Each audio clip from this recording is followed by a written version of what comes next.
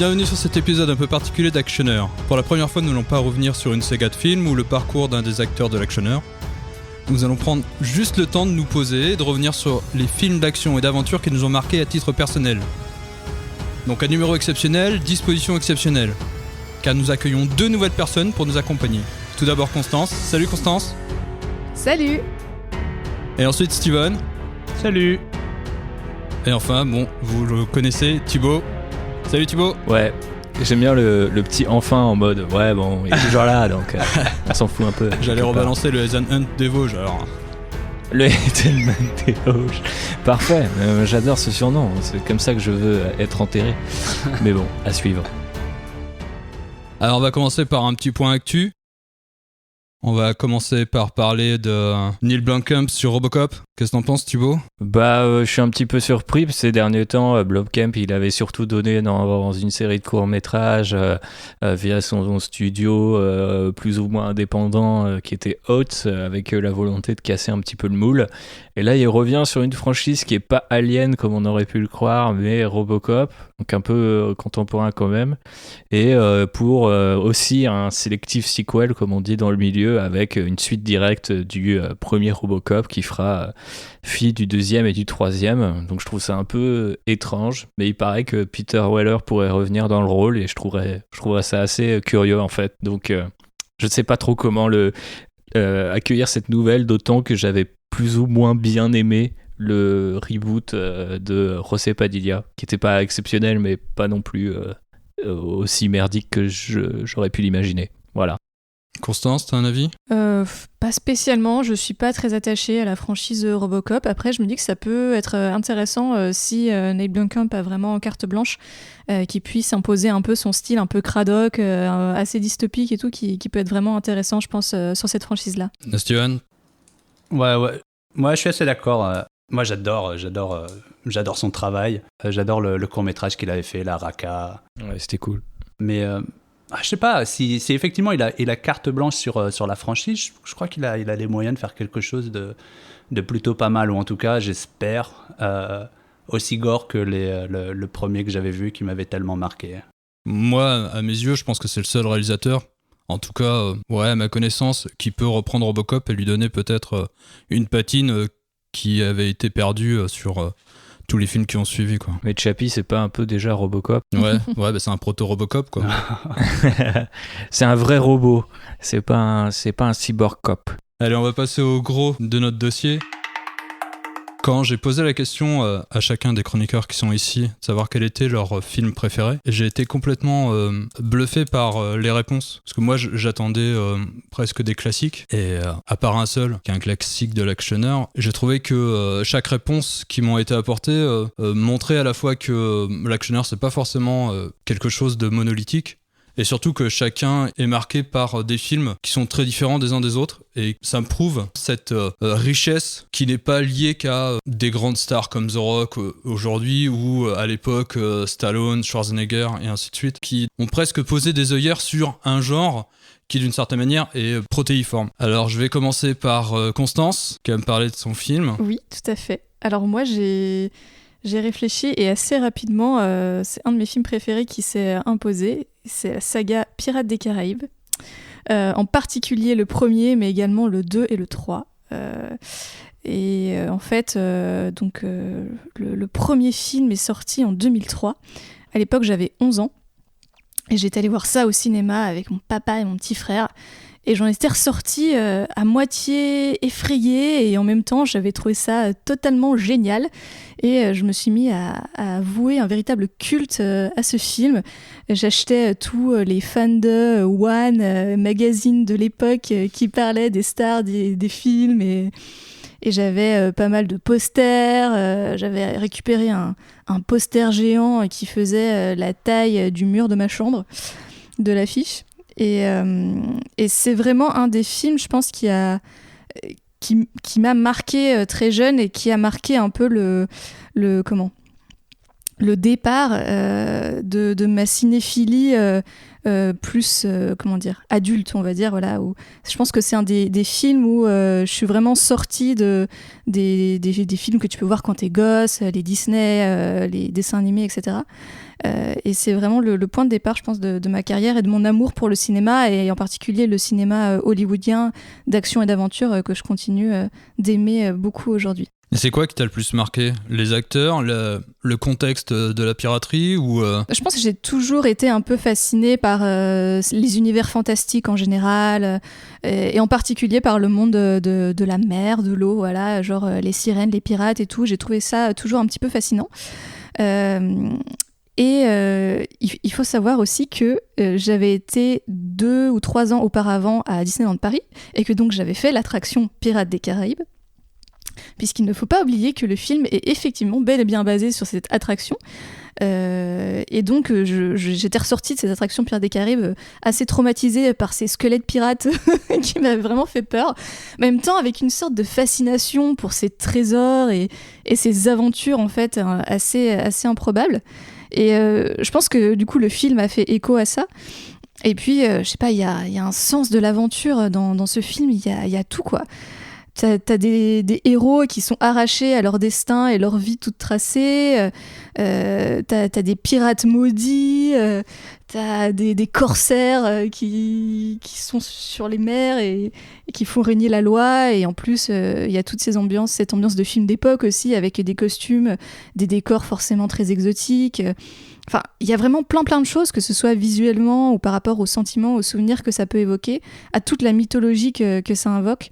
Et je pense que c'est ça qui m'a fascinée. Et puis en particulier le personnage d'Elizabeth Swann forcément m'a beaucoup plu. Enfin, en tant que jeune fille à l'époque, j'avais pas forcément beaucoup de femmes d'action en fait en tête, et on n'en voyait pas si souvent que ça au cinéma, mis à part 2-3 rôles cultes, on va dire, des films des années 80 par exemple.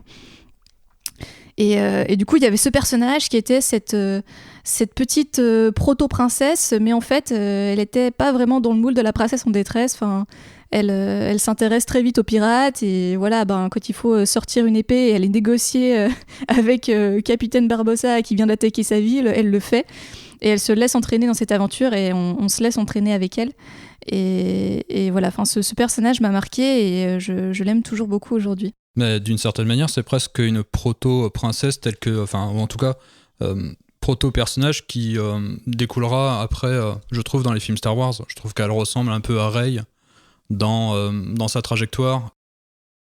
Même si Rey, c'est quelqu'un qui part de rien, c'est une fille de rien, et qui va vers sa destinée. Là où le personnage d'Elizabeth Swann est quelqu'un qui a vécu dans un cocon qui la protège, et d'une certaine manière, elle en ressort pour s'émanciper et devenir ce qu'elle veut être.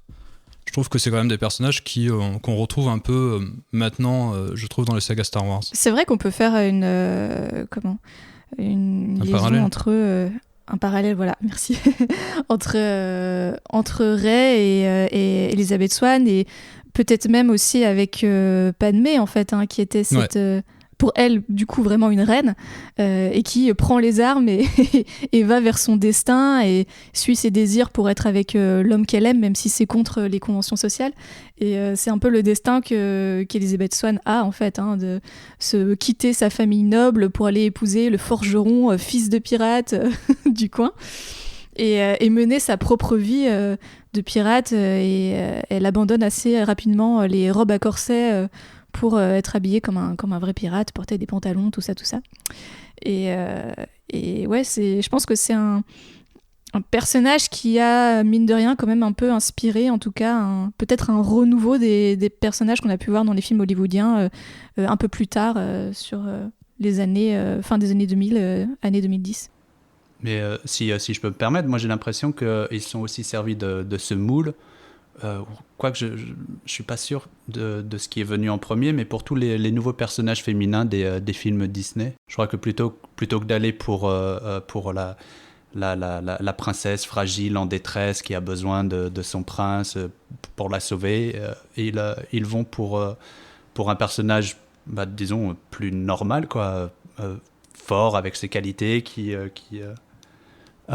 se sort de ses embrouille toute seule, quoi. Ouais, bah, Disney l'avait déjà un peu fait avec Mulan, hein, quand même, qui était sorti 2, 3, 4 ans auparavant, si je me trompe pas, qui était déjà quand même on va dire, qui marquait un petit peu le renouveau des princesses Disney, qui se prennent en main, qui peuvent faire preuve de violence, enfin aller faire la guerre, etc. Et là, je pense que c'est quelque chose qu'on a retrouvé dans Elizabeth Swann et dans son personnage qui n'était pas évident, hein, parce que dans les films de pirates, on pense pas forcément à se dire il y a aussi des nanas pirates, alors que historiquement il y en a eu des très intéressantes, et du coup c'était vraiment chouette de voir ce personnage là. Mais c'est pas le seul, c'est un des personnages parmi toute une galerie de personnages principaux comme secondaires d'ailleurs, qui sont assez géniaux dans les 3 premiers films.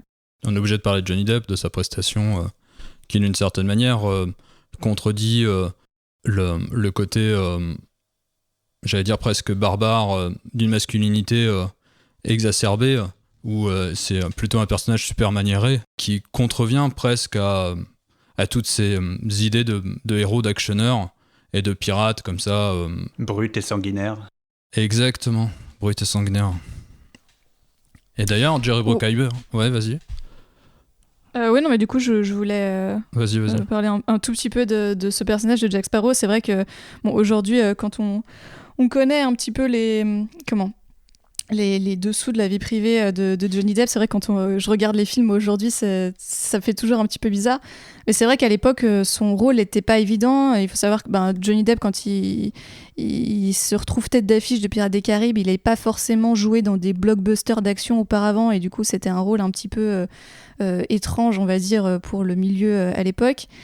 Et c'est vrai qu'il a inventé ce personnage totalement lunaire, un petit peu sorti de nulle part, et certes, il n'est pas forcément dans cette masculinité de l'hyperviolence, mais il est quand même très sûr de lui, mine de rien, il sait quand même très bien se battre, il est dans la séduction, on sait qu'il a eu de nombreuses histoires d'amour avec tout un tas de personnages féminins dans les films, et il a toute cette ruse et ce côté calculateur, manipulateur, qu'on voyait peut-être plus du côté des méchants auparavant. Ouais. Et en fait, il s'en empare aussi et ça fait une de ses forces, quoi. Ouais, carrément. Et d'ailleurs, donc, je vais parler vite fait de l'avenir de la franchise, parce que Jerry Bruckheimer a annoncé que l'avenir de la franchise ne pouvait pas se faire sans Johnny Depp. Et quand on sait ce qui s'est passé avec James Gunn, donc qu'il s'est fait renvoyer pour des tweets un peu, super tendancieux, mais auquel il s'est excusé, tu penses que Pirates des Caraïbes peut encore tourner avec Johnny Depp ? Honnêtement, je sais pas. Quand on voit les 2 derniers films, ils sont pas très bons. Après, ils ont quand même eu une réception au box-office qui est pas dégueulasse, et c'est pour ça que Disney continue à vouloir exploiter la franchise, hein. Faut pas se voiler la face. Après, honnêtement, je sais pas trop. Johnny Depp a été maintenu là dans les Animaux Fantastiques, mais on sait que du côté des fans, il y a eu quand même beaucoup de mouvements sur Internet, de gens qui se sont plaints, et honnêtement, je pense que la franchise a aussi besoin de se renouveler. Mais dans le même temps, j'ai bien conscience que Jack Sparrow est le personnage fondateur de cette franchise. C'est un des seuls persos qu'on voit dans tous les films, qui était littéralement la tête d'affiche dès le premier film. Et voilà, ça raconte ses aventures à lui. Donc c'est vrai que ça me paraît un petit peu compliqué de tourner la page, même si on sent très bien dans le dernier film qu'il commence à mettre des personnages plus jeunes qui pourraient éventuellement prendre la relève et faire un petit peu oublier l'absence éventuelle d'un Jack Sparrow si prochain film il y a. Et toi, tu voudrais quoi pour la suite ? Sinon, ils peuvent rebooter dans l'espace. Pardon. Tu disais quoi, Thibaut ? Je disais que sinon, ils peuvent rebooter dans l'espace. Qu'est-ce que je verrais pour la suite ? C'est un film sur le singe. Honnêtement, non, pitié. Spin-off sur le singe. Ils ont déjà laissé des indices là à la fin du dernier, comme quoi on pourrait avoir un retour de Davy Jones, ou en tout cas de cette histoire de la malédiction du Hollandais volant. Honnêtement, moi j'ai envie de dire, laisser voilà, cette franchise, c'est pas grave, elle est terminée, passer à autre chose, quoi. Je tiens pas forcément à ce qu'il y ait un 6e, un 7e Pirates des Caraïbes, ou alors faites vraiment revenir le personnage d'Elizabeth Swann. Pourquoi pas. Voilà, moi j'aimerais bien. Mais ils ont jamais su quoi faire à partir du 3. Tu sens que ça avait quand même été un film qui a bien marché. D'ailleurs, ils ont tourné le 2 et le 3 avec une tonalité, des décors et puis une histoire à peu près cohérente. Après, pendant des années, il n'y en a pas eu. Ils se sont dit, ah, c'est vrai que ça avait bien marché, on va en faire un 4e, ça a marché. Mais en fait, il n'est pas du tout connecté aux 3 premiers. Puis après, ils ont quand même voulu remettre dans le dernier Orlando Bloom et Keira Knightley. Mais en même temps, ils sont là 10 secondes dans le film et l'histoire, elle a toujours pas de sens. Enfin, c'est pas comme s'ils avaient essayé de faire 2 trilogies pour essayer de passer le flambeau, un peu ce que fait Star Wars en ce moment, tu vois. Donc j'ai juste l'impression qu'ils continuent de les faire juste, pour le coup, vraiment juste pour la thune. Et pour refaire le parallèle avec Star Wars, on dit souvent qu'il y a que 3 persos dans cette putain de galaxie. C'est à peu près la même chose dans les mers des Caraïbes. Donc David Jones, il est là un film sur 2 et c'est le méchant. Et sinon, c'est les Anglais. Et sinon, c'est Barbossa. Voilà. Et ils s'alternent comme ça.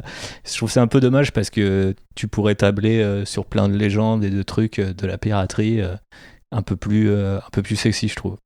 Oui, je pense qu'il pourrait explorer d'autres choses. Après, effectivement, il y a des enjeux financiers qui sont liés aussi, pour le coup, à l'exploitation directe des attractions Pirates des Caraïbes, parce qu'en fait, elles ont été dans un espèce de ping-pong des éléments médiatiques. Elles ont été remises au goût du jour par rapport au film qu'elles ont elles-mêmes inspiré.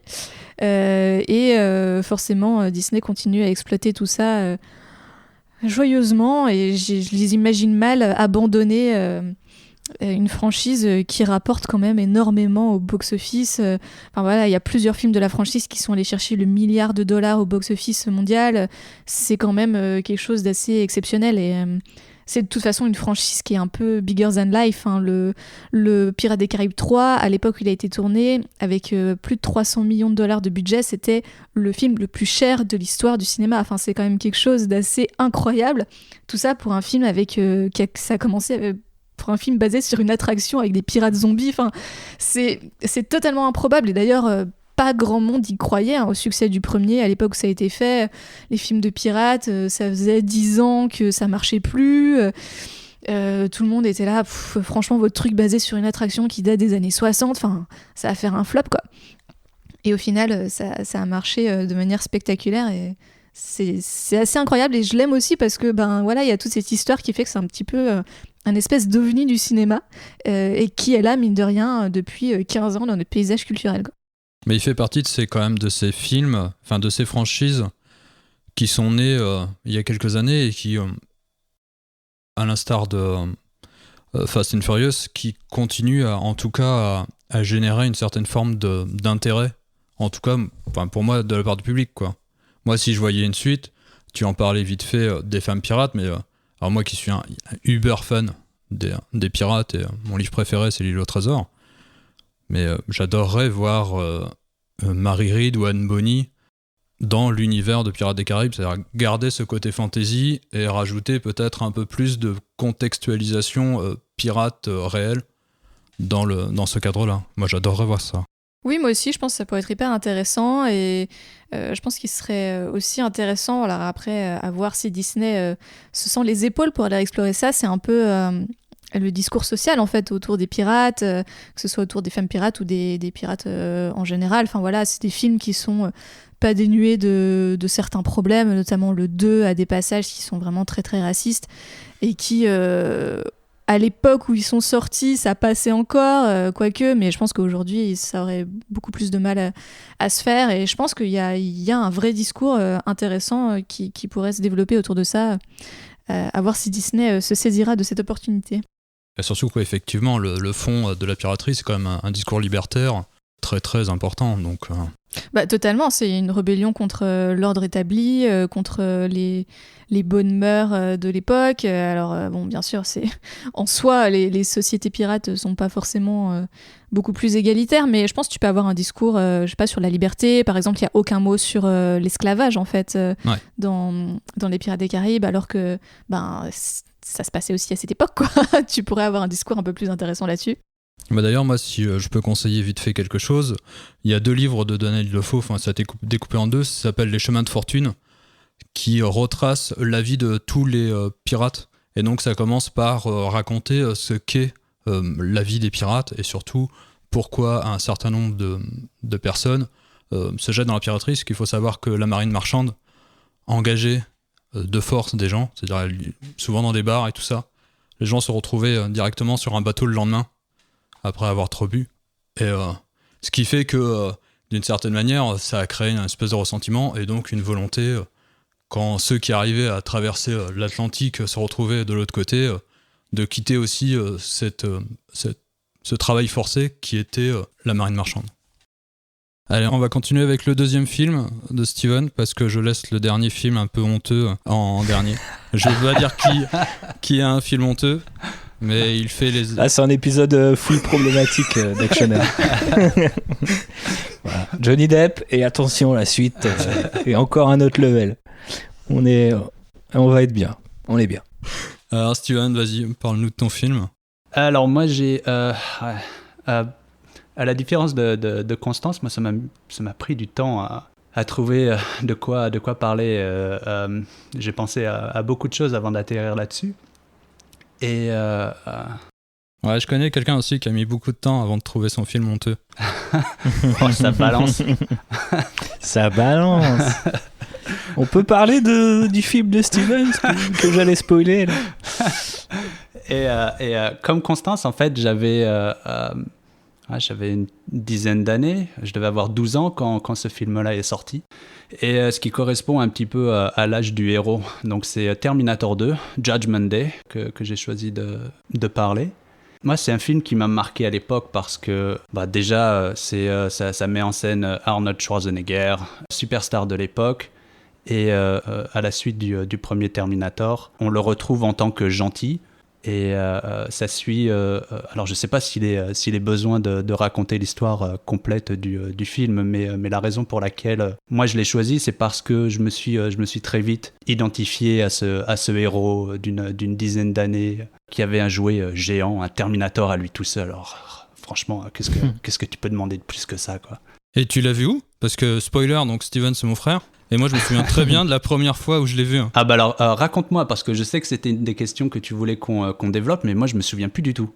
Moi, je l'ai vu au cinéma, et je me souviens, il y avait tellement de monde dans la salle que les gens étaient assis dans les marches. C'était le jour de la sortie, je crois que c'était une avant-première. Mais je pense que j'étais tout seul, parce que je me souviens pas que t'étais là.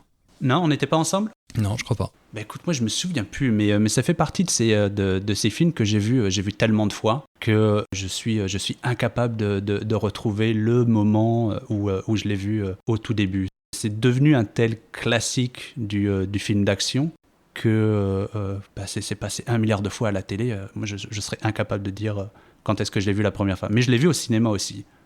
Et qu'est-ce que t'en penses des autres films qui ont suivi ? Oh, c'est de la grosse daube. Moi, à part le 1 et le 2, le 1 que j'ai adoré parce que c'est vraiment un classique de la science-fiction. C'est dark, ça se passe souvent de nuit, il pleut. T'as une grosse course-poursuite qui me fait beaucoup penser au film de Mad Max, tu sais, où le film est accéléré pour donner une impression de vitesse et tout ça, mais le deuxième, bon, tu vois qu'il y a eu beaucoup plus de budget. Donc, ils ont eu les droits de filmer de nuit cette fois, de jour, pardon, plutôt que de nuit. Mais énormément d'explosions. Enfin, je ne sais quoi dire d'autre. Quelqu'un a un truc à dire sur Terminator? Terminator 2, méga classique de l'actionneur, même au sommet ou sur le podium, selon moi, quoi. Alors, James Cameron étant quand même l'un des meilleurs quand il s'agit de créer ce genre de pépites et de renverser un petit peu la vapeur après un premier film.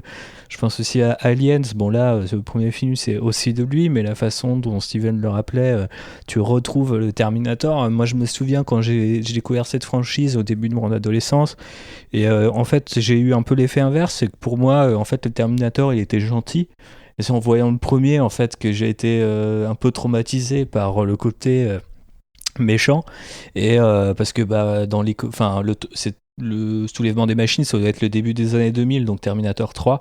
Et donc il était déjà du côté des gentils, donc en fait moi en grandissant, en étant petit dans les années 90, pour moi il était gentil, le Terminator de Schwarzy. Et en fait c'est quand j'ai redécouvert la franchise pour la première fois que j'ai vraiment vu les films, j'ai eu l'effet inverse. Et par contre Terminator 2 c'est toujours une claque aujourd'hui, quand je le revois, c'est un film qui a pas vieilli. J'ai pas eu la chance de revoir l'édition 3D là, qui est sortie l'année dernière, 3D 4K, mes couilles, tout ça, mais ça avait l'air assez génial. Je sais que je préfère par contre la version longue à la version courte du film, parce que pour moi il y a une scène qui est centrale dans Terminator 2. Alors on rentre tout de suite dans les détails, mais je vais dire, je pense que tout le monde connaît à peu près Terminator 2 si vous écoutez ce podcast, en tout cas j'espère, sinon arrêtez-le maintenant et allez le voir tout de suite. Mais c'est la scène où Sarah Connor, après plusieurs heures aux côtés du Terminator, décide qu'elle va quand même le tuer et éclater sa puce avec un marteau. Et c'est John, le petit gamin, qui dit non, il est de notre côté, et qui le sauve, quoi, quelque part. Et j'ai toujours trouvé que ça apportait une espèce de... la substance du film, pour moi, elle était dans cette scène, et j'ai toujours du mal avec les versions... Director's Cut et non Director's Cut de Cameron. J'ai toujours l'impression qu'il coupe les trucs qu'il fallait absolument pas couper, mais après on n'a peut-être pas les mêmes sensibilités, Jim et moi, c'est tout. Mais c'est un film exceptionnel, la transformation de Sarah Connor. Bon, je vais laisser Constance en parler parce qu'elle a écrit là-dessus académiquement, mais je trouve que c'est magnifique aussi. Le T-1000, c'est l'un des meilleurs adversaires du cinéma, je trouve. Le truc est imbutable. Je me souviens que mes parents avaient été voir, eux, Terminator et Terminator 2 quand ils étaient un peu plus jeunes. Et moi, ils me racontaient que c'était devenu le film culte parce que t'allais au ciné et tu comprenais pas comment le mec ne cessait de revenir parce qu'il est intuable. Donc c'était déjà le cas dans le premier. Quand tu vois le premier, tu te dis, ils pourront jamais faire un mec encore plus violent, encore plus inarrêtable. Et ils le font quand même. Mais heureusement, il y a Sarah Connor. Transition toute trouvée. Pour donner la parole à Constance. T'as vu, c'est beau. C'est beau. Ouais, alors moi, il faut savoir que les Terminators, du coup, je les ai vus assez tardivement, en fait, justement pour un travail de mémoire académique sur les personnages féminins dans les films hollywoodiens. Et forcément, oui, le personnage de Sarah Connor... Et c'est un moment emblématique du cinéma d'action et du cinéma en général sur la fin du XXe siècle, et ça a marqué un tournant. Et je pense qu'à l'époque, il y a eu beaucoup d'espoir en fait autour de ce personnage. Bon, c'est un petit peu retombé comme un soufflé en termes de qualité des personnages féminins. Ça n'a pas été ça dans les années 90 et encore aujourd'hui, parfois ça reste à améliorer. Mais c'est vrai que c'est des films que j'aime beaucoup, surtout le 1 et le 2, le 4 aussi. Le 3 est assez médiocre, je trouve. Mais c'est un personnage qui est hyper marquant et qui est une héroïne qu'on voit pas souvent à l'écran, quoi, qui est musclée dans son espèce de tank top là, qui ressemble un peu à un mec, et c'est un visuel en fait, en tout cas qu'on retrouve pas forcément aujourd'hui. Même les héroïnes qu'on a à l'écran sont généralement assez sexualisées, et je pense qu'elle marquait une rupture. Elle marque toujours une rupture avec ça. Je suis curieuse de voir ce qu'ils vont faire d'ailleurs dans le prochain. Oui, parce qu'elle revient, notre amie. Elle est censée revenir, effectivement. Il y a les premiers visuels, ouais. Mais c'était assez horrible comme premier visuel. C'était dommage de commencer comme ça. Après, c'était peut-être juste pour réagir sur les photos de tournage. Du coup, ils ont voulu envoyer un visuel officiel, mais ça donne pas forcément envie. Même si j'aime assez Tim Miller comme réalisateur, donc il peut peut-être faire des trucs intéressants. Ce sera jamais pire que Terminator Genesis. Je pense qu'il faut se l'avouer. Voilà. Quoique, on peut être surpris. Allez, ça va être mon tour avant le film honteux. Allez! Alors moi, je vais vous parler de Time and Tide. Alors, il faut savoir que donc, j'ai grandi dans les années 80-90 et les actionneurs, ils passaient à la télé. Enfin, pour moi, c'était... la télé, c'était une espèce de robinet. C'est-à-dire, je me suis jamais posé la question de savoir ce qu'était un actionneur, ce qu'était un film. Je voyais L'Arme Fatale, Mad Max, Les Flics de Beverly Hills. Tout ça, ça faisait partie de mon paysage. Et en fin de compte, il a fallu que je rencontre le cinéma hongkongais pour que tout d'un coup, j'allais dire presque, non pas un choc culturel, mais un choc visuel, un choc esthétique et une manière de raconter ce que je connaissais déjà auparavant de manière différente, soit par des cadrages, soit par des actions, soit par des gestes, soit par des mouvements. Et je me souviens d'une fois où j'ai vu The Killer. La première fois que j'ai vu The Killer, c'était pendant la fête du cinéma.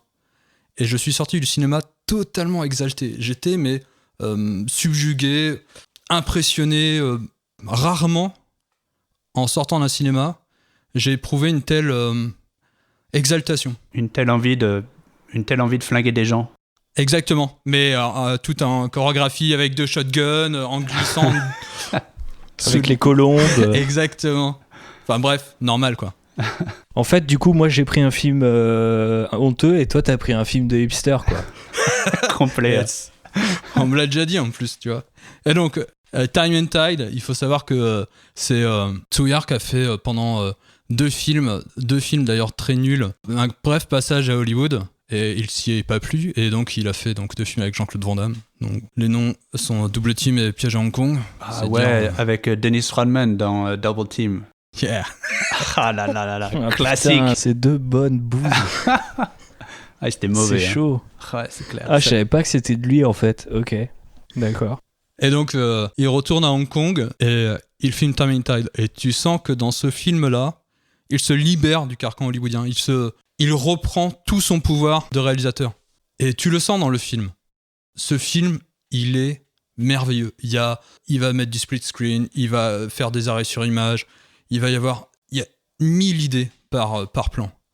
Et alors l'histoire, je la raconte parce que vu que c'est un film de hipster, les gens le connaissent pas trop peut-être. Donc c'est l'histoire de Tyler qui est barman et un soir il rencontre une femme qui vient de s'embrouiller avec sa petite copine. Donc elle a besoin de noyer son chagrin et donc ils font un espèce de concours de beuverie tous les deux et au final ils finissent par se retrouver tous les deux au petit matin ensemble. C'est une comédie romantique en fait.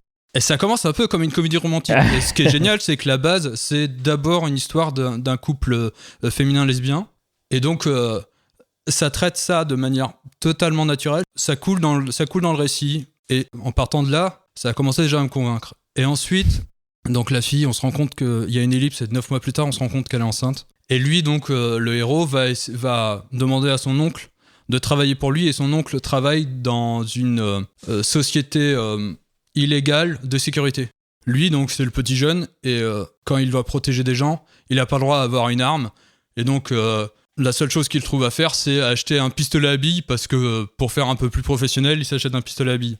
Et il va rencontrer donc un autre couple, où la femme est aussi enceinte, donc il y a comme ça une espèce de grossesse parallèle, et donc lui, l'homme, on va découvrir que c'est un ancien mercenaire qui est au service d'un cartel mexicain, qui revient à Hong Kong, lui qui les avait fuis, ils sont venus le chercher parce que ils veulent absolument qu'il rejoigne le groupe. Et évidemment, ça se passe pas correctement et ça finit en baston général, à coup de gunfight, de glissade et de un peu de pigeon. Même si c'est moins stylisé que chez John Woo, parce qu'il faut savoir que Tsuyar a bossé avec John Woo, il a été le producteur des 2 premiers syndicats du crime, il a réalisé d'ailleurs le 3e syndicat du crime, donc il est comme ça totalement dans ce carcan-là du film hongkongais. Et il y a des scènes d'action, et je l'ai revu le film hier soir, je me disais, j'adore cette scène. Et dès la scène suivante, je fais, j'adore cette scène. Il y a une scène d'accouchement qui est géniale avec des gunfights et tout ça, qui est juste merveilleux. Vendu. Allez, j'arrête le podcast, je vais le regarder tout de suite. Ah non, c'est super. Alors à la fois c'est super drôle, ensuite c'est la femme qui à la fois accouche et tire sur des gens. Normal, ils savent tous faire ça. Et c'est génial. Et ce qui est génial, c'est que donc aussi, c'est que le personnage principal, c'est pas vraiment le véhicule du récit, c'est le grain de sable, c'est celui qui va faire tout dérailler. Et il est jamais vraiment dans une espèce d'opposition favorable par rapport à l'histoire. Il est toujours en train, dans la débrouille, dans essayer de se débrouiller, à faire avancer le récit, à sauver qui, ouais, vraiment, ce film, pour moi, il est génial et je peux le revoir et le revoir et le revoir encore et je ne me lasse jamais, vraiment. L'histoire, la mise en scène. Il y a beaucoup, là, je voyais quelqu'un qui comparait Tsuyark à Spielberg, parce que donc là, il y a un nouveau film, Detective Dick, que j'ai malheureusement pas eu le temps encore de voir. Et il y a, dans la filmo de Tsuyark, une espèce d'effervescence dans sa manière de filmer, de génie. Et là, dans ce film, on sent qu'il a il connaît toute la grammaire du cinéma, et il l'applique. Et je pense, pour contrarier d'une certaine manière ces deux films hollywoodiens, là, il met tout.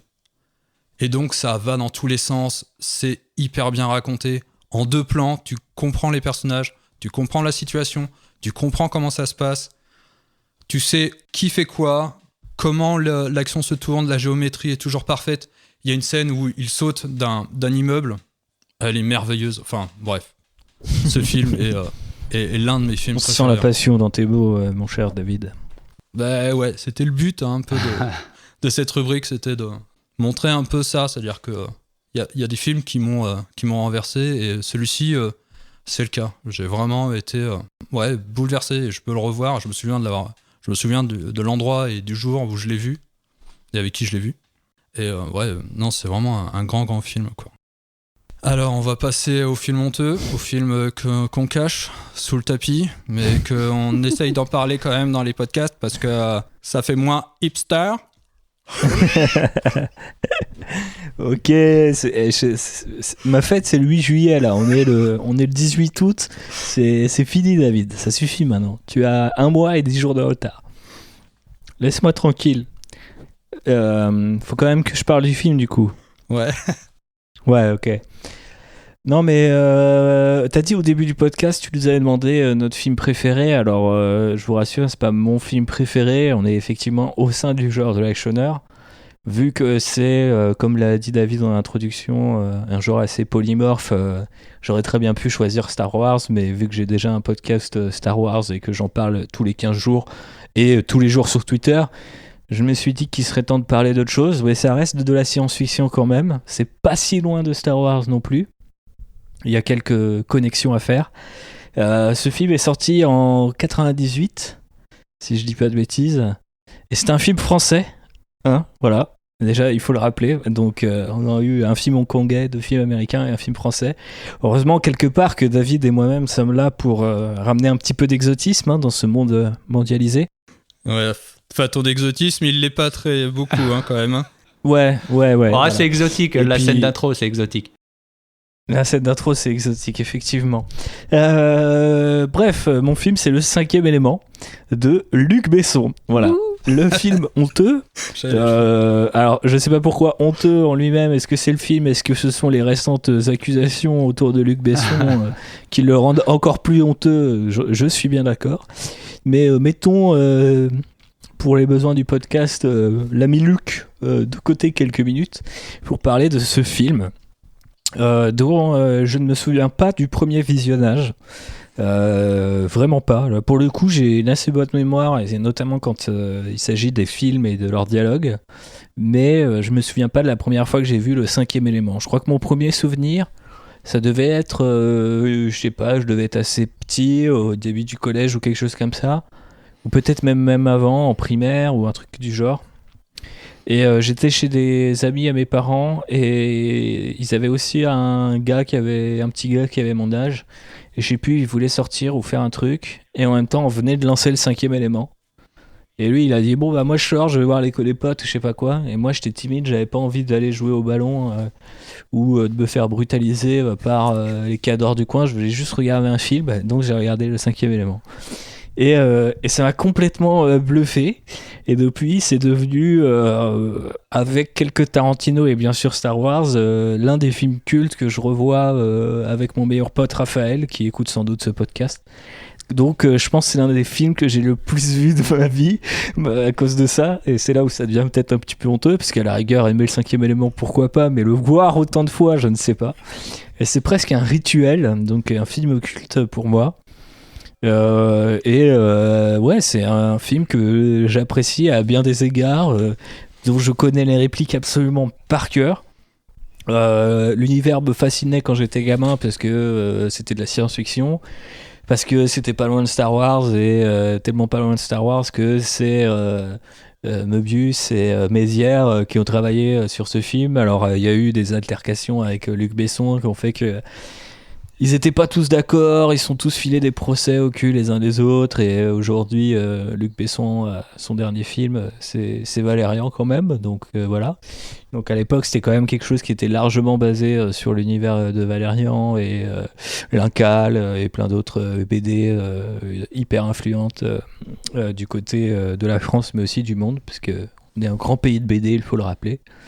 Et j'adorais en fait cet univers complètement improbable, avec un New York qui a des immeubles gigantesques, des taxis volants, des flics avec des armures qui ressemblent à des tortues, des tenues pas possibles, un espèce de futur assez fun en fait, assez coloré. Je sais qu'à l'époque Besson voulait justement faire un truc qui ne ressemble pas à Alien ou à Star Wars ou à tout ce qui était futurisé en fait, un truc un peu plus playful, je sais pas vraiment comment dire, ludique, ouais, tout simplement. Ouais, on dirait Blade Runner en plus shiny.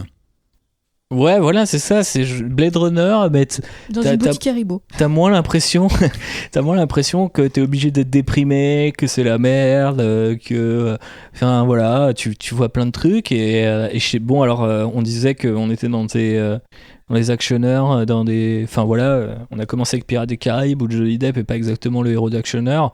Là on a un Bruce Willis, donc qui est typiquement le héros de l'actionneur de ces années-là, quoi.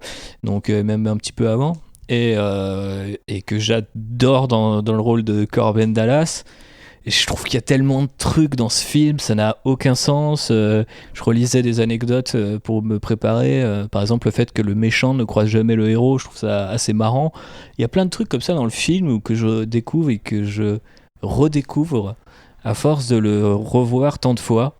Et je trouve qu'en fait, il a une espèce d'esthétique et de bizarrerie ambiante que je trouve en fait fascinante, et je crois que quand tu vois ça quand t'es un jeuneau, tu peux pas être insensible en fait, c'est soit ça te déplaît ou soit tu vas trouver ça complètement cool et con à la fois en fait. C'est-à-dire par exemple un personnage comme Ruby Road, ça te fait rire, c'est hyper chelou, c'est sans doute hyper problématique aujourd'hui, mais je sais pas, moi j'adore ce perso, je trouve que le film regorge comme ça de design et d'inventivité. Tu parlais, David, tout à l'heure de mettre tout dans ton film. Luc Besson, au départ, il voulait faire une trilogie, puis au final, il a réduit je sais plus, centaines de pages de script à un seul film. Et je trouve qu'il y a plein d'idées, plein de visuels, plein de décors. Il y a plein de scènes d'action aussi, ça mitraille, des courses-poursuites en taxi volant, des guns improbables. Enfin, il y a toute une scène du film qui se base sur le fait qu'un des guns a un lance-roquette, un lance-flamme, un lance-filet, un lance-glace, une arbalète à flèche explosive ou empoisonnée et une mitraillette qui peut suivre ses ennemis. C'est juste complètement...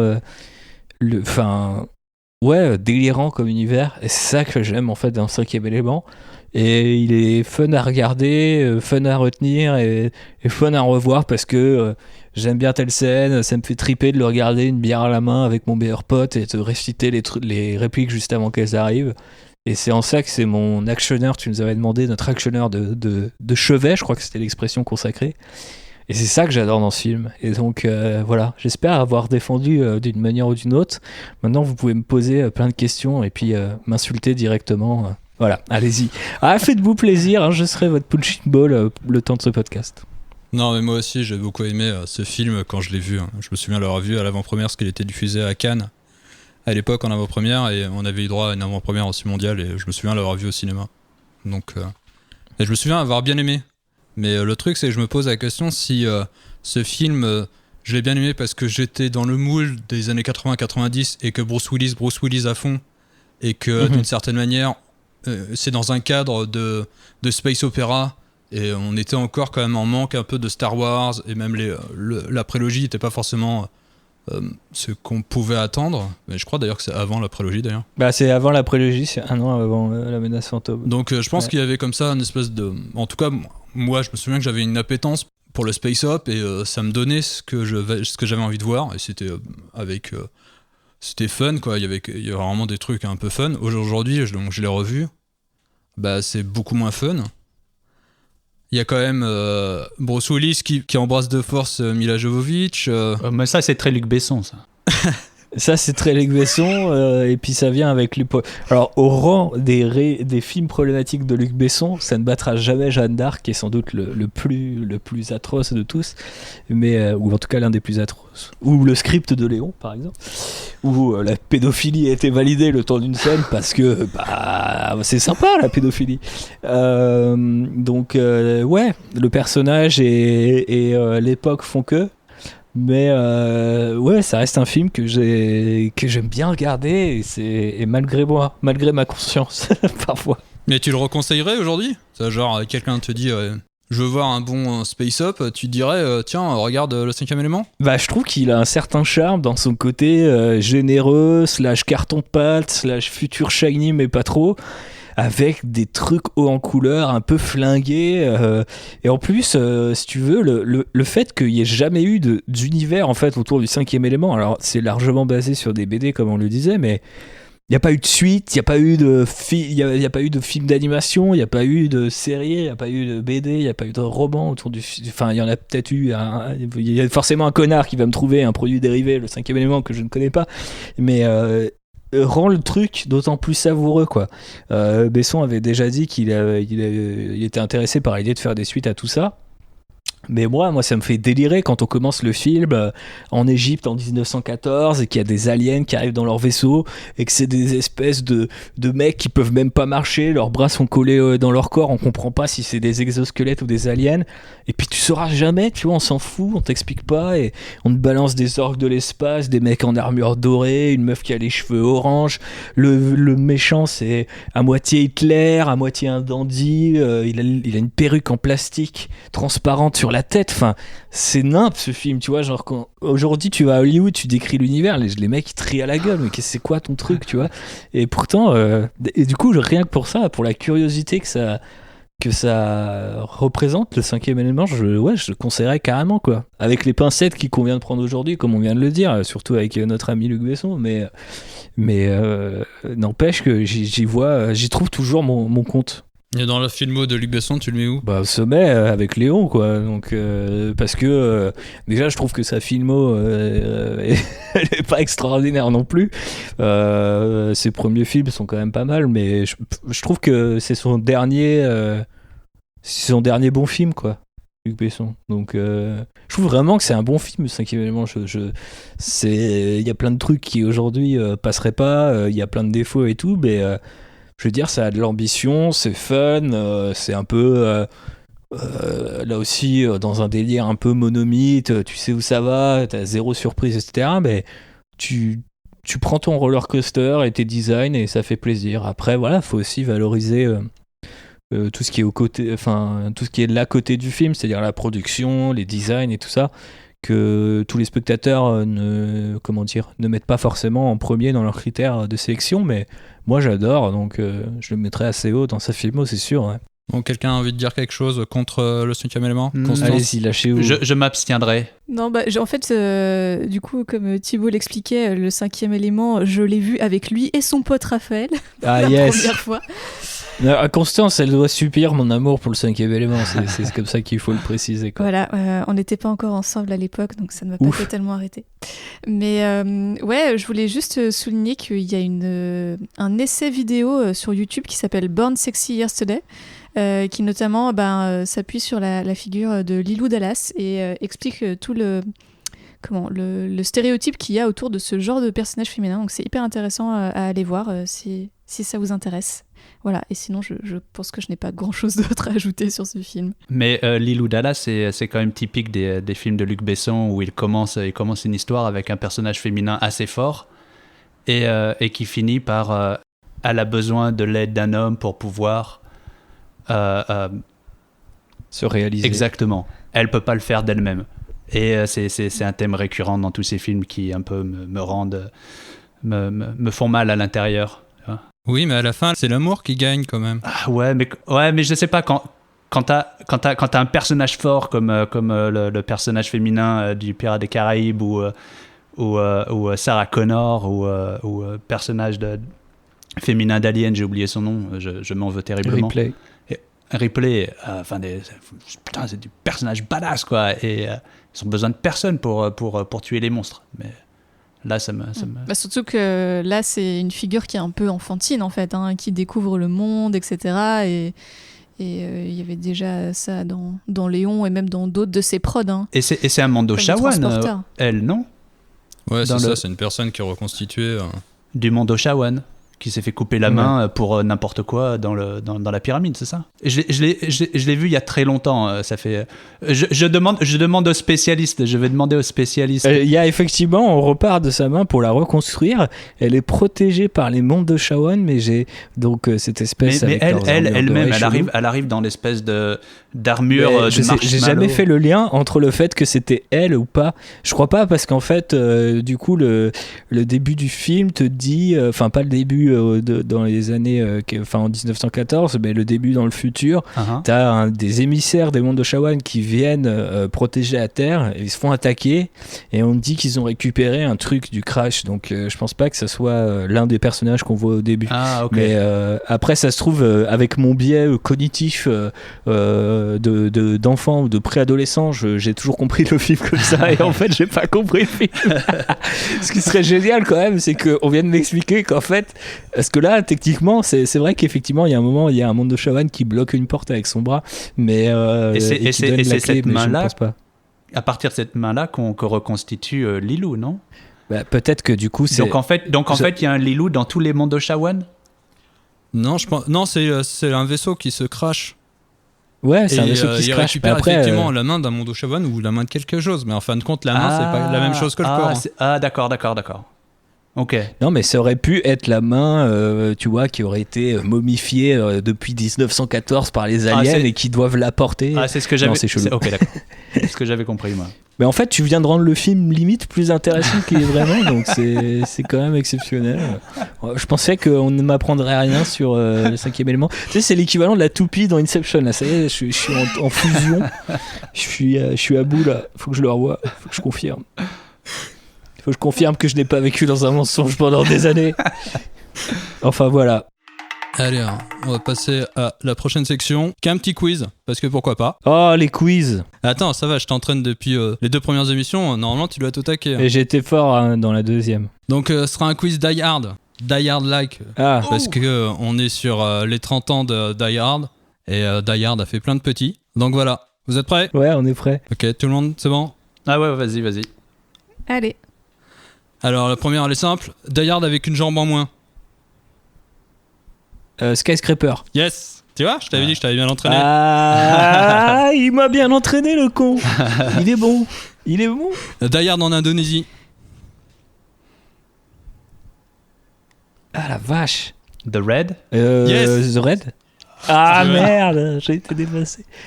C'est à cause de Skype, hein, je l'ai dit en premier. Die Hard dans un bus. Speed. Yes. Die Hard en bateau. Speed 2. Yeah. Die Hard à Alcatraz. The Rock. Yes. Die Hard à la montagne. Ah putain, comment il s'appelle le film avec Stallone il a un autre titre en français, du coup Yes. Cliffhanger, c'est ça, putain. Die Hard fait de l'aïkido. Oh, c'est avec Steven Seagal, ça. Yes, c'est toute la filmo de Steven Seagal. Piège à haute mer et piège à grande vitesse. C'est toute la filmo. Toute la filmo. Allez, une question bonus. Allez, Die Hard avec Eric et Ramsey. La tour Montparnasse infernale. Yes, Constance. Ah, bravo. Ah, yes, Constance est dans les C'est bien ces quiz, on devrait faire des podcasts que avec des quiz. Ouais, bah, c'était la dernière. C'est ce qui est extrêmement chiant sans doute pour nos auditeurs, parce qu'ils ont la réponse avant nous et ils nous prennent vraiment pour des caves. Ah, ça va, ça a fusé quand même. Ouais, Speed 2. On va passer dans la dernière partie de cette émission. On va passer au reco. Qui veut commencer ? Constance, Thibaut ? Constance, vas-y. Ouais, alors je sais pas si tu voulais te restreindre aux recommandations actuelles, mais du coup, pour rester dans la thématique pirate, je vous recommande l'excellente série Black Sails, qui s'est terminée là il y a 1 an et demi, 2 ans. Et qui est une série qui est passée un petit peu inaperçue et qui est totalement sous-cotée parce que honnêtement, je trouve que c'est même mieux que Game of Thrones. Concrètement, c'est une série de pirates qui est produite par Michael Bay. Alors dit comme ça, on se dit waouh, ça va être un truc complètement teubé avec des bateaux qui explosent. On fera un épisode Michael Bay. Mais du coup, en fait, non. Alors certes, les quelques premiers épisodes sont un petit peu racoleurs, mais on se rend compte que c'est vraiment très intéressant, c'est hyper dark, c'est un petit peu quelque part entre Game of Thrones et Pirates des Caraïbes, quoi. Et la galerie de personnages est assez dingue. Pour le coup, il y a aussi des femmes pirates. Il y a plein de persos queer. Il y a un plot twist de ouf dans la saison 2. Enfin bref, c'est assez incroyable et ça explore toute la mythologie des pirates. C'est un mélange entre l'histoire réelle de la piraterie et l'île au trésor. Oui, c'est une préquelle à l'île au trésor. C'est pour ça qu'on retrouve Long John Silver et on retrouve tous les personnages canoniques de l'île au trésor dans cette série. Ah ouais, je conseille aussi, hein. J'adore cette série. Très grosse maîtrise des enjeux. Tout à fait. Et en plus, c'est bien réel. Enfin, les décors, les costumes sont assez dingues. L'acteur principal est complètement incroyable. Donc vraiment, regardez cette série si ce n'est pas déjà le cas. Vous ne le regretterez pas. Et surtout si vous connaissez le livre de l'île au trésor, il y a des éclairages. Quand on voit par exemple certains personnages qu'on sait ce qui leur advient dans la suite, dans le livre, c'est vraiment génial. D'ailleurs, je rajoute un autre conseil. Si vous aimez donc les pirates et vous aimez Black Sails et vous aimez l'île au trésor, il y a un autre livre qui s'appelle Long John Silver qui fait la suite à l'île au trésor, qui est écrit par Björn Larsson, si mes souvenirs sont bons, qui est juste génial. C'est quoi ta reco, David ? Moi, j'avais pensé à Battleship Island. C'est un film coréen de Ryo Seung-won, donc là, désolé pour la prononciation, qui est juste fantastique. Ça raconte l'histoire de Coréens qui sont envoyés en travaux forcés sur l'île de Hashima.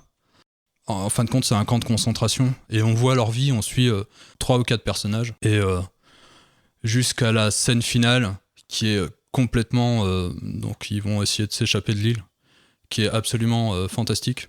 Alors c'est un film à charge contre les Japonais, surtout qu'à la fin du film, par exemple, ils disent que les Japonais n'ont toujours pas reconnu ce qui était advenu de ces populations-là, envoyées donc aux travaux forcés. Les femmes faisaient prostituer, les hommes travaillaient dans les mines dans des conditions déplorables, dans les mines de charbon. On leur disait que, en tout cas dans le film, on leur disait qu'ils travaillaient, donc qu'ils avaient un salaire, mais que leur salaire était retranché, enfin... Leur séjour, leur nourriture, et tout ça était retranché sur leur salaire qu'ils étaient censés gagner au sein de la mine, mais en vérité, on apprend que leur salaire est aussi volé par un autre Coréen. Donc c'est pas tout à fait, c'est pas une charge à proprement parler sur les Japonais, parce qu'on découvre qu'il y a aussi des Coréens qui sont aussi des pourritures, et il y a notamment un acteur que j'adore qui fait souvent les rôles de type pourri. On l'a vu dans... le film du réalisateur de Dernier Train pour Busan, le nom m'échappe, Psychokinesis, qui fait déjà le rôle du type pourri. On le voit aussi dans la série une série coréenne qui s'appelle Bad Guy Val City. Enfin bref, ce gars, il a une carrière de fourbe. Je pense qu'après, il peut faire Iago dans Othello, c'est bon quoi. Je pense qu'il aura fait le tour de tous les rôles à sa disposition. Je croyais Iago dans Aladdin. Parce qu'il est fourbe aussi. Hein. Effectivement. Ouais. Mais j'ai pensé à Iago dans Aladdin. Très grands actionneurs d'ailleurs. Avec Tom Cruise dans le rôle principal. Ceux qui l'auront seront récompensés. Donc Battleship Island, c'est vraiment excellent. C'est vraiment un très très bon film. Ouais, toi Thibaut, qu'est-ce que t'as comme reco ? Moi j'ai une reco bande dessinée. J'ai parlé de bande dessinée récemment. Donc là ça sera aussi de la bande dessinée, du comics pour être exact. Ce n'est pas encore sorti en France, mais si vous lisez en anglais, ou en tout cas gardez un œil sur cette série, parce que pour l'instant elle est assez géniale. C'est une série de science-fiction qui s'appelle The Weatherman, donc l'homme météo, qui est sorti chez Image Comics et qui est proprement excellente. C'est l'histoire d'un mec qui est en gros la Miss Météo de Mars, et en fait qui va se retrouver à une affaire complètement dingue qui le dépasse, qui implique un génocide planétaire. Voilà, je présente pas trop plus l'histoire parce qu'en fait le premier numéro est vraiment excellent et se termine sur un twist qui est assez incroyable, et le deuxième numéro enchaîne sur un twist assez incroyable, et le troisième numéro est aussi très très bon. Donc c'est mené avec un rythme et un sens de la pure dramaturgie qui est vraiment bien. C'est hyper drôle, assez violent. Et en même temps, c'est dans un univers de science-fiction moitié réaliste, moitié futurisé, avec des vaisseaux qui ont des gueules de requins peintes sur le nez, façon avion de la Seconde Guerre mondiale, qui est vraiment bien et qui rend vraiment bien en dessin. Donc j'espère qu'un éditeur français se mettra en quête des droits de cette série, et qu'elle continuera à être aussi surprenante qu'elle a été sur ses premiers numéros. Donc en tout cas, si vous lisez de la bande dessinée en VO, ou vous êtes curieux de voir un peu de la SF traitée sous un angle un peu original, eh bien allez-y. J'ai vu que sur Twitter vous aviez parlé un petit peu de Mary Shelley, vous avez été voir le film, c'est ça? Vous voulez en toucher deux mots? Ah bah ouais, volontiers. Constance, tu veux peut-être commencer? Oui, donc effectivement, on allait voir Mary Shelley hier au soir, qui est donc un film, comme son nom l'indique, sur la vie de l'écrivaine Mary Shelley, et particulièrement en fait sur la période durant laquelle elle a écrit Frankenstein. Parce que oui, Frankenstein a été écrit par une petite nana de 18 ans d'ailleurs. Et donc un film est sorti là pour fêter donc, les 200 ans du roman. Et le film il est ce qu'il est, il est un petit peu fauché, on sent qu'il n'y a pas eu forcément beaucoup de moyens derrière, mais qu'il a été fait quand même avec amour. Elle Fanning s'en sort vraiment très bien dans le rôle principal. On a des acteurs british qu'on a l'habitude de voir, notamment quelques figures bien connues de Game of Thrones qui apparaissent par-ci par-là. Et puis donc le film raconte quand même la vie assez incroyable de cette jeune femme dont les parents étaient eux-mêmes des écrivains et militants pour des valeurs autour des droits des femmes, de la liberté, de l'athéisme. Donc elle a grandi dans un milieu quand même assez original et unique pour son époque, et c'est une femme forte, et ça raconte ça. Et il faut savoir que le film a été réalisé aussi par une réalisatrice saoudienne, si je me trompe pas. Donc rien que ça, c'est également un truc assez original dans le paysage hollywoodien actuel. Donc voilà, c'est dommage qu'il n'y ait pas eu plus de fonds qui soient débloqués pour raconter l'histoire de cette nana, parce qu'elle a quand même inventé un monstre, comme je le disais sur Twitter, et qui a quand même marqué la pop culture actuelle, quoi, et aussi tout le début de l'histoire du cinéma d'horreur. Donc voilà. Donc honnêtement, faut pas s'attendre à un truc ouf, mais allez le voir, parce que c'est quand même un moment important, je pense, de la culture. Enfin, dans tous les cas, je pense qu'il faut découvrir la vie de Mary Shelley. Ouais, je suis d'accord. Tout à fait. Mais c'est quand même triste de voir que ça fait pas tant de bruit, en fait, les 2 ans de ce bouquin et la vie de cette autrice. Ils ont eu la chance d'avoir Elle Fanning, parce que je pense que sans elle, au final, on n'aurait jamais entendu parler de ce film. Ça aurait été un DTV. Hein. Et voilà, donc là, c'est distribué par pas mal d'indépendants, et ça a été financé aussi par pas mal d'indépendants, et l'argent du Luxembourg, visiblement, d'après le générique. Mais donc voilà, si vous avez l'occasion, même si vous, comme dit Constance, faut pas s'attendre non plus au chef-d'œuvre du siècle, c'est quand même à titre informatif hyper bien foutu et plutôt renseigné. Moi, j'ai un peu l'impression d'avoir vu un de ces films que on va montrer aux étudiants en littérature ou aux gamins au lycée dans quelques années, quoi, parce que ce sera bien fait, ce sera pas dégueulasse à regarder, et puis ça présentera la vie de cette autrice-là, si on entend en tout cas la réhabilité dans le cercle bien gardé de la littérature, quoi. C'est toujours un peu la question. Et d'ailleurs, voilà, je pense que si au final Frankenstein aurait été écrit par un mec, on aurait eu The Rock dans le rôle, blockbuster à fond, et Frankenstein en CGI avec James Cameron, tu vois. Enfin bon, voilà. D'ailleurs, dommage quelque part. Pendant un temps, le livre de Frankenstein a été attribué à son père et non pas à Marie.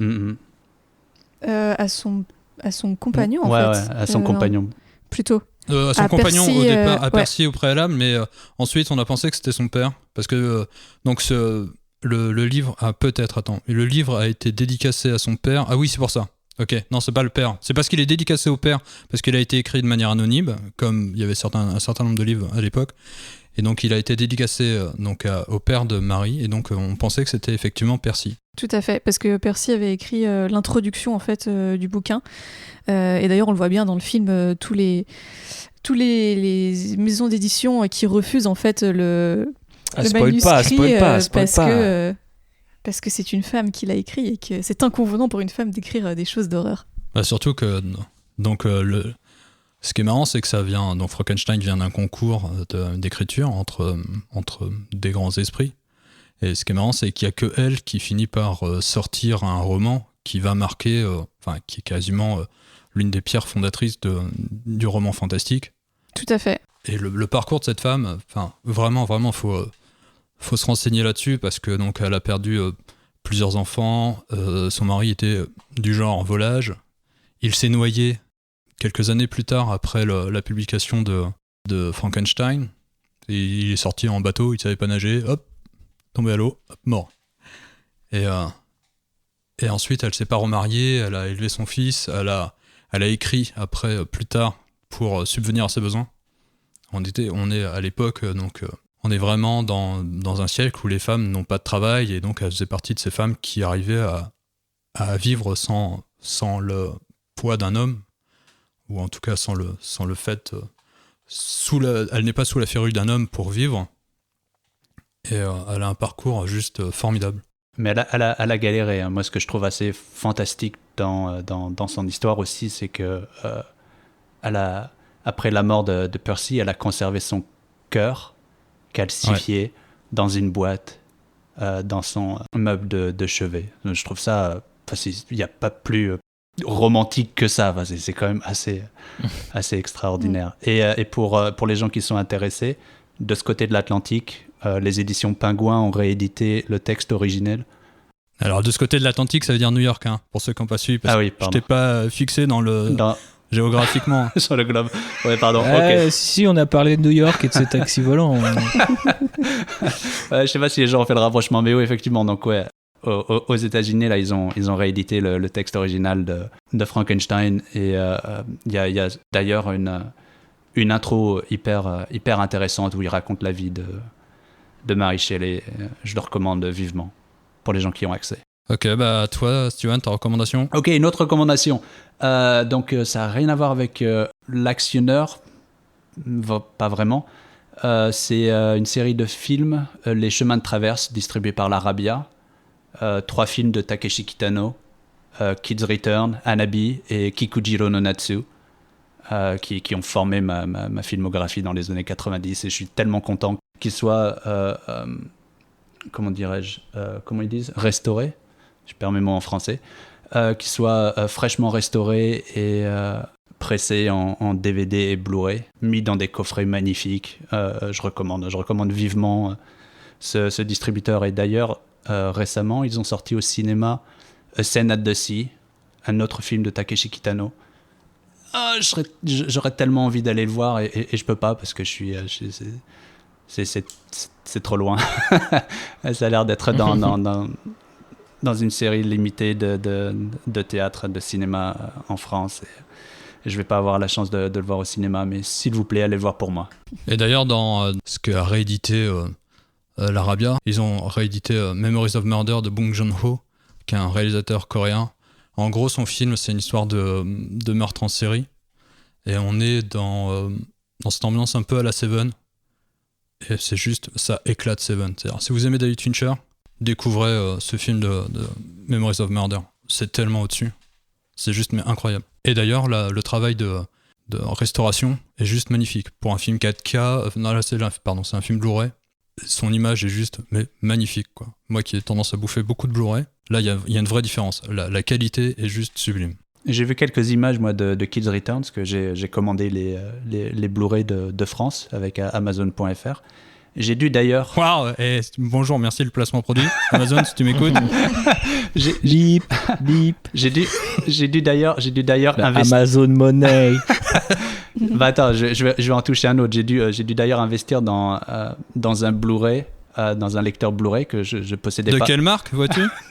de chez Sony, que j'ai acheté. Sony, si tu que j'ai acheté à BNH, si tu nous entends. Sony qui finance l'intégralité du podcast Actionnaire d'ailleurs. C'est pour ça qu'on dira pas du mal des prochains films Spider-Man et Venom. Ouais, alors vas-y. Ah, je vous ai séché, hein. Bon, alors vas-y, donc BNH, là, c'est bon, on a le placement produit BNH. Ouais. Ah ouais, et donc j'ai vu quelques images de Kids Return sur le Blu-ray, et effectivement, la qualité de la restauration est époustouflante. Ouais, je peux que recommander vivement tout ce qui sort pour l'instant de ce que j'ai vu de l'Arabia, c'est fantastique.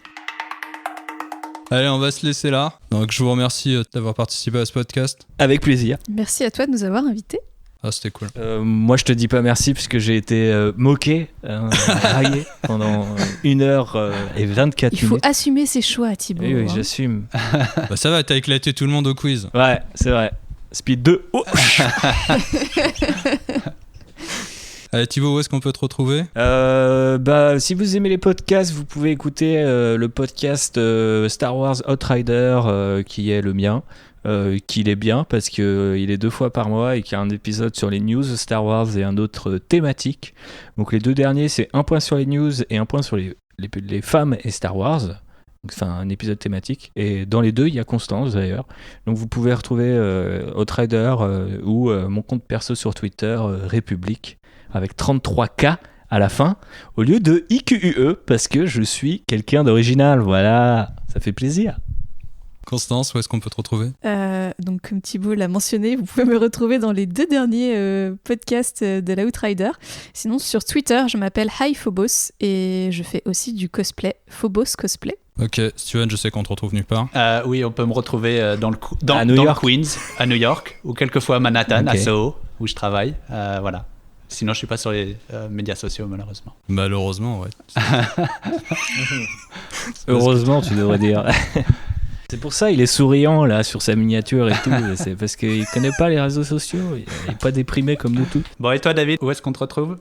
Déjà dans Actionnaire, donc vous pouvez retrouver Actionnaire sur toutes les plateformes de podcast et même sur Deezer depuis peu. Et donc il y a le compte Actionnaire sur Twitter, donc c'est Twitter, ça vous le connaissez. C'est @actionnaire_pod. Il y a aussi une page Facebook où personne ne va. Elle existe. Il y a un compte Instagram aussi. Donc voilà, si vous aimez le podcast, n'hésitez pas à en parler autour de vous, à laisser des étoiles sur iTunes. Ça permet d'être référencé un peu mieux. Et donc on va se laisser là. À plus. Au revoir. Des bisous. À bientôt.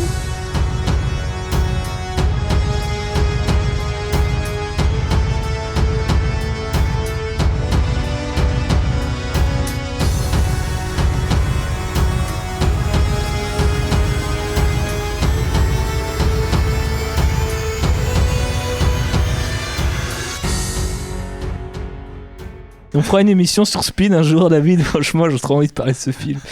J'adore Speed 1 en tout cas. Ouais, j'aimerais bien, ouais. Moi aussi, j'adore Speed 1. Allez. Ah, mais Ou je sais ce qu'on un va... épisode sur Keanu Reeves. Yes. C'est ce que je pense. c'est ça. Ah ouais. Non, mais... Ah oui. Je pense faire un numéro pour la John sortie Wick. de John Wick 3. Ouais. Et je pense qu'on aura... putain. Ça c'était, ça a failli être ma sélection, ça, John Wick. C'est vrai que c'est un putain de film. J'arrête pas de le revoir. Hein. Mais je pense. Mais je préfère le 5e élément.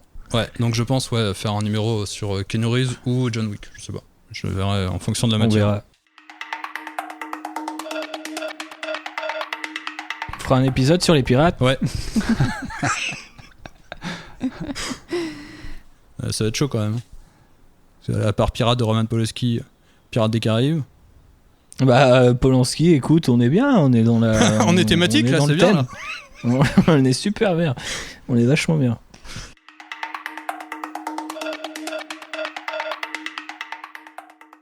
Free Luc Besson.